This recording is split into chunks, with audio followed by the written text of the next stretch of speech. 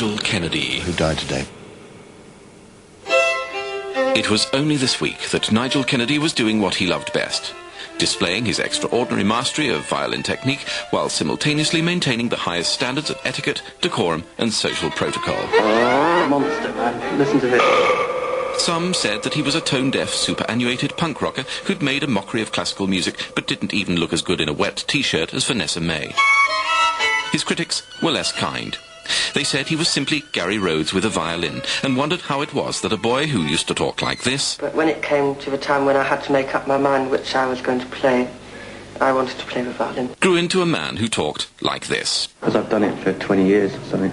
And then, like, when I started hanging out, like, with... Born Ken-Neddy, Nigel Kennedy was raised by parents so refined that his mother made even the Queen sound like a slut. Well, since I've known he's really got some talent, I thought he ought to go to one. After studying for years at the Yehudi Menuhin School, he faced the exciting future that awaits all graduating violinists, spending the next 40 years being 43rd violin in the middle of sodding nowhere Philharmonic. It was then that his agent advised him to wise up and dumb down by buying a football scarf and playing gigs for the sort of clueless teenage audiences who think the Four Seasons is a pizza topping. In short, he contracted what doctors call common touch syndrome.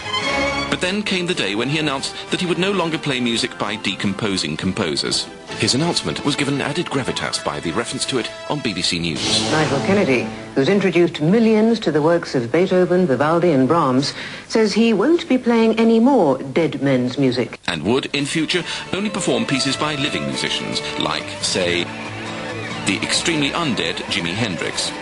The classical world was shocked, but got over it in about 3 seconds and forgot all about him. So, a few years later,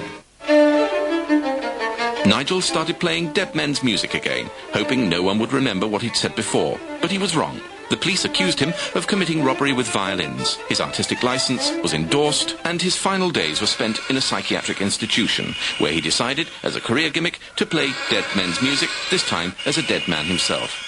He was found with the F-hole of his violin rammed up his fundament, which caused fatal internal bleeding and dreadful intonation. Nigel Kennedy, who died today.